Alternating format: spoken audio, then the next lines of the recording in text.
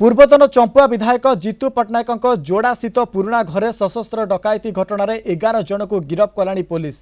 तेबे डकायती षड्यंत्र रचिथिले जीतू मैनेजर मानस रंजन दास।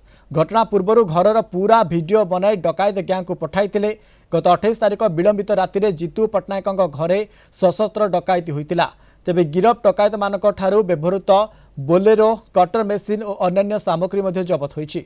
गिरफ पर आज अपराधी मानक जोड़ा सहर धरणीधर छक ठारू सिनेमा हॉल छक जाए अभियुक्त मानक चलाई चलाई निया जाइथिला। तेबे ही 11 जनक मध्य अछंती कुख्यात अपराधी गणेश गिरी और तार सहयोगी और जीतू विश्वस्त मैनेजर मानस रंजन दास। तेबे विभिन्न स्थान डकायत मानक धरिबारे सक्षम होइथिला पुलिस। 5 जन को मैं अरेस्ट करके फरार करथलु। आज आउ 2 जन आनंद कुमार बेहेरा और मानस रंजन दास ये 2 जन आज अरेस्ट होइछन्ति। आउ 4 जन जो माने संपृक्त थिले से माने गोटे टाउन थाना केस रे गिरफ होइथिले। सी तांकर मैनेजर थिले। सी तांको ए बाबद सूचना देथिले। समाज को अपराध मुक्त करिया पई एटा गोटे जनसाधारण जनता भितर गोटे कॉन्फिडेंस बढ़िबो।